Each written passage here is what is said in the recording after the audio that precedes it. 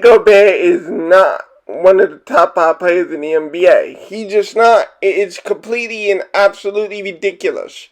We're starting the video off here because we had to defend Joel Embiid. When Joel Embiid gets slandered like this, we just can't accept it. Because if you take a look at this picture right here, you have Nikola Jokic in there with Rudy Gobert. So obviously you went with a two-center situation, which you can do because Joel Embiid can be voted in as a forward. But quite frankly, you obviously put Nikola Jokic here as a forward. So it's really a strictly center thing. And is Rudy Gobert a better basketball center than Joel Embiid? The answer to this is no. He's not a better center than Joel Embiid. He's not a better defensive center than Joel Embiid. The only thing that he does better than Joel Embiid is shot blocking. Let me assure you, Joel Embiid could do the same thing too if he weren't trying to condition himself for the long run, which I am thankful for because a healthy Joel Embiid is what we need in the postseason. But this guy who's going to give you maybe, 12 and 12 and 3.5 blocks a game. So don't get me wrong, Rudy Gobert is a good center. He's good for all NBA second team. But Rudy Gobert over Joel Embiid, I'm sorry, Mr. Hollinger, we need to riot. This is the proof that your analytical stats are not accurate. You have a backcourt of Steph and Dame, which I guess is fine, but, don't those two kind of do the same thing, pretty much? I'm pretty sure with Devin Booker, Devin Booker is pretty amazing. The Warriors are playing, the Blazers are the 6th seed, Doesn't make sense. And this right here is a joke. So Kevin O'Connor's justification for putting Joel Embiid on the second team or whatever is because he doesn't want Clint Capella or Bam Adebayo to miss out on a Supermax. And I was like, wait, so your rationale on holding Joel Embiid off the first team is so that you want to assure that Clint Capella or Bam Adebayo qualify for the Supermax? Are you the agent and we didn't know? Because otherwise, it should have no bearing on your voting decision, and it really shouldn't. Because that's not how this voting should work. The NFL has the all Pro Bowl rosters, and even those have some controversy, but generally speaking, the best players are voted into the Pro Bowl. And I think that the big difference is that the Pro Bowl is voted for by fans for fans. These awards get voted by the media, who tragically, they don't watch every game. They don't even watch every quarter. Let's call it what it is. They don't watch these games. That's why you get the narratives of, hustle, his intensity, his accountability, because I can assure you on one hand, they haven't watched the games. And that, for me, pisses me off. Joel Embiid has been the most dominant two-way big man on the court. When healthy, offensively, defensively. Offensively, he's been there all year long. We all know it. Defensively, I know the numbers don't pop out. But he's there to protect the rim, and he rebounds the ball. And he is at the center of one of the top 3 defenses. We have a top 3 defense, and we're the number 1 seed in the Eastern Conference. I don't know what more of an argument has to be made for Joel Embiid to be all first team NBA. If you're not going to give him MVP, give him the recognition that he deserves as the best two-way center, keyword two-way center in the league. Fuck Clint Capella, fuck Bam Adebayo. If they want that money and they want that Supermax, they're going to have to take the spot. Just like Joel Embiid was out off all the All-NBA teams last year. It's completely and totally ridiculous. Let's go. Let's talk about something even more positive. Tyrese Maxey. Oh my God. Now, when we drafted this kid, I went and I quickly scouted him, and I was blown away by his Kentucky tape. And if you remember, I compared him to Gilbert Arenas, and it checks out. The numbers don't lie. He averages pretty much the same amount of points that Gilbert Arenas did in his rookie year, and his numbers compare favorably to Mike Conley in his rookie year. I want you to understand and appreciate how rare this is. We picked him at pick 21, not pick 15, not pick 13, not pick 12, not pick 11, not pick 10, and he really should have went there. Should have went top 6 minimum. This kid was there somehow, inexplicably at 21, and I am thankful for it. Read over these stats. 44% pull-up field goal percentage first, minimum 27 field goals made. Now, I want to mention that stat first. We're going to go through each one of these and to mention just what it is that makes this kid special. How long have I been talking about point guard? And how long have I been trying to articulate what I'm missing from the point guard position? Playing point guard in the NBA is just like quarterback in the NFL. So, shout out to Gay City Sports because I'm about to go all Gay City on you guys. When it comes to the point guard position, you need 2 things in the NBA in 2021. You need the ability to pull up from the top, or you need the ability to be an elite driver. One or two of these things. Tyrese Maxey is elite at both things. He has the ability to pull up in the top. He's shooting 57% from 16 feet to inside the 3-point line. So he's an excellent mid-range shooter. He has the floater, even though Doc Rivers rightly, and I agree with Doc, he uses it too much.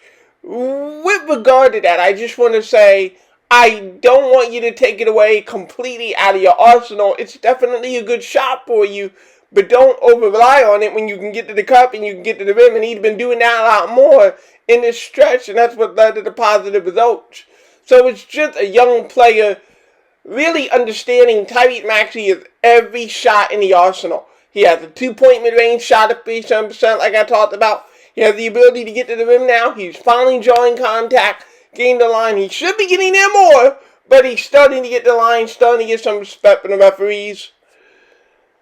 He has a developing 3-point shot. It's developing. And I'm fine with that. I'm fine that it's developing as long as he pulls the trigger and is able to knock down like 1.5 threes a game. That'll open up the defense even at 33%. So what this kid is doing right here, this kid is literally averaging in his 8 starts 17, 7, and 7.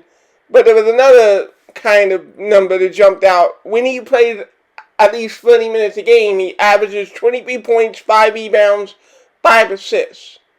So this kid, because he developed this ability to drive to the rim, and because he developed the ability to pass, and he's passing more, along with his scoring ability, what Tyrese Maxey has become is next year's starting point guard. The point guard problem is finally solved. The point guard problem is finally solved. The Sixers finally have a top-of-the-line starter. They finally have a guy who is credibly within the top 10 of the point guard position. And I don't mean because of numbers, even though his numbers are popping out this month. I mean that he has all the tools to be a point guard. It's like a pitcher with a pitch. You know, I don't want to be negative Nancy, although when it comes to Tyrese playing at this high level, it obviously makes you look back at the guy who was pigeonholed and forced to play point guard for the first 3 years and is not a point guard. And we can compare the two, and you can see why Ben wasn't meant to play that position. All Ben does is a corner pass. That's it. He can't hit everything else. You can't hit the post fade. You can't hit the guy next to you on the wing and just give him a nice little subtle pass or allow it to to just take it and go. Some of these subtle nuances that Ben never really got despite playing the position fully. Because he's not a point guard. He's a point forward. To quote Larry Brown, you're a point guard in transition, you're a point guard off of rebounds, but you just did not have all of the pitches per se to play point guard in the NBA. And it's the same thing, by the way, with Steph Curry. Steph Curry doesn't have that court vision, doesn't have that handling ability to receive from Tyrese. Tyrese Maxey is the only actual point guard, a Gilbert Arenas, Mike Conley level point guard on this team. I would love to start Tyrese. I know it's not happening, but I would love to have Tyrese Maxey start with Joel Embiid and Ben Simmons. That is the ambitious part of me, and I believe it's going to happen next year.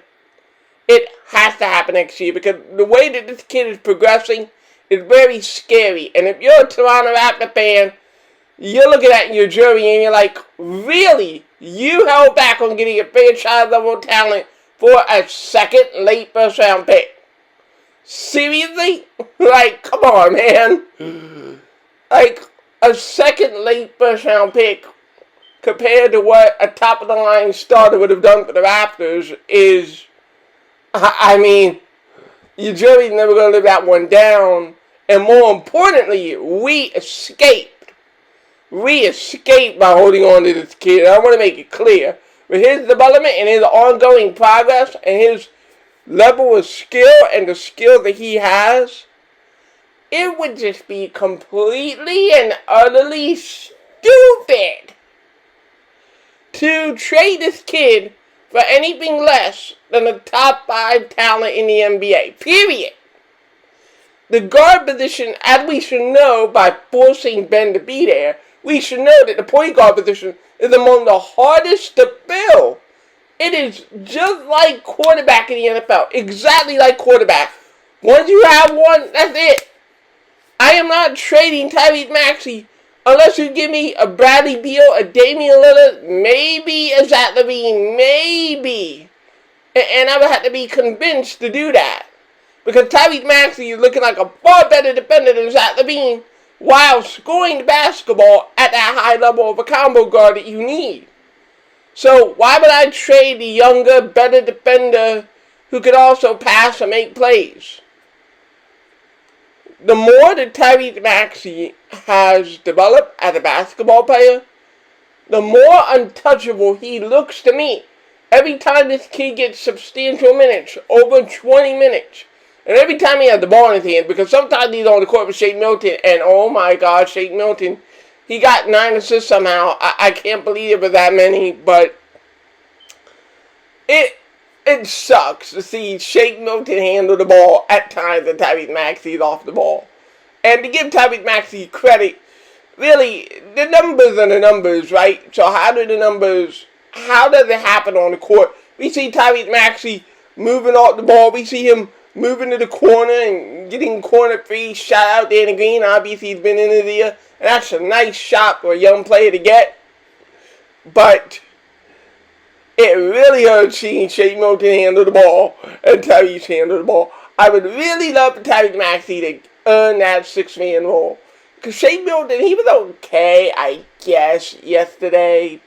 Offensively. Defensively is another problem altogether. But offensively, Shake Milton's okay. But in the future, Tyrese Maxey's got to be the one to handle the ball. He's your best playmaker. He's your best driver. He's your best offensive attacker.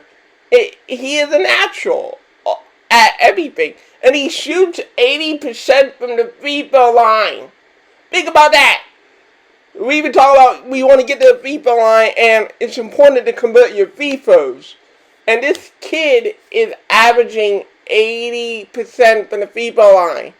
So he's a great free throw shooter. He is a great mid-range shooter. And his 3-point shot is developing. He's going to be a triple threat, 6'2", 200 pounds, with a great burst speed and solid court vision.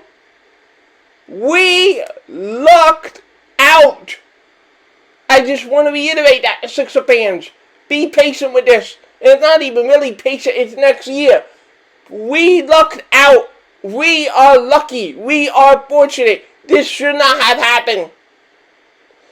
Do you know how many GMs are kicking themselves? So, for example, Cole Anthony, was in the game, right? Scored, right? 10 of 25, 1 assist. So even though Cole Anthony looked like he was doing some things, thanks to the referees, 14 feet, but it was ridiculous. It was an atrociously badly called game. I'm going to call it what it is. But even with all of that, Cole Anthony looked so minute in comparison to what Tyrese was doing, rebounding the ball, 7 rebounds a game. And that's the thing, that Tyrese Maxey is getting this into his game now. Learning how to sneak in there. He's a strong little mofo, 6'2" with a 6'6" wingspan. Strong mofo out there, just grabbing boards, just being aggressive. And I just am in love, no homo, pause, with the kid. This guy is going to be one of the best players in the NBA one day. I am 100% convinced. I know that I made a video a year ago on Shake Milton, but Tyrese Maxey and Shake Milton are different prospects. Like Doc Rivers said, Shake Milton, his shot opened up his drive, and his drive is okay, but he's not really the explosive athlete that Tyrese Maxey is. I think you have to reverse these positions. Shake Milton is the guy who needs to be off the ball, secondary playmaker, and Tyrese Maxey has to be the one with the ball in his hand. That's the only way that relationship works between Maxey and Milton. Other way around, Milton doesn't have the court vision, and his shot is so broken to the point where his shot is basically now this little putt shot is what I call it. It literally is like having the ball stuck to his hand like glue, and it's been effective in the mid-range. Outside of an inconsistent first half of the year, Shake Milton could have hit a bump on the outside. Now he's finally hitting the 3-point shot accurately with that new shot of his. And you know what? If it goes in, great, but it definitely isn't the same thing as Shake Milton's 1-2 hot release from last year that was so beautiful to watch go in. But hey, if this new form is consistent for Shake Milton and he shoots consistently, okay, fine, but then you still have to manage the minutes because the defense right now is, oh my God, all over the place. Shake Milton can sometimes have a good defensive possession, and other games will just, or other possessions even, just be a defensive liability. So I think that Tyrese has surpassed Shake Milton, and he has most definitely surpassed Seth Curry. I like Seth Curry. I like what Seth Curry brings to the table, but he's not a playmaker. He's definitely not a defender. He's not a rebounder. If it were up to me, and it's not, but if it were up to me, Seth Curry could give us the 25 minutes off the bench, be a flamethrower, knock down shots, along with George Hill and Furkan Korkmaz. But Tyrese Maxey is the future and should be the present of the point guard position.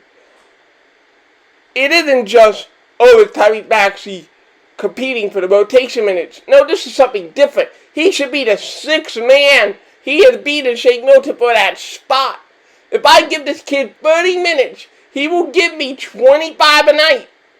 If I give Shake Milton 30 minutes, I might be lucky to get 15 some night. So even just from a pure scoring perspective, Tyrese Maxey is a better player. But the rebounding, the defense, and the passing, it's not even a question. And that is incredible, considering, Ala Abdenazi talked about it, Mark Zumar talked about it, the inconsistency in the minutes. You were at a point where you weren't being played for Furkan Korkmaz, and now, because you worked on your game, because you stayed in the gym, because you were dedicated, hear that, Ben? Dedicated to the game, Tyrese Maxey owned the second half of the year and put himself in this conversation to be the sixth man for the Sixers roster for the playoffs, and in the future, definitely starter. So this was a little bit of a recap of my thoughts on Joel Embiid needs to be all first team NBA. Let's get that out of the way. Tyrese Maxey needs to be the point guard of the future and our sixth man right now. And I am excited for the playoffs. Let's go Sixers. A Tyrese Maxey video should be coming out very soon. Let's go.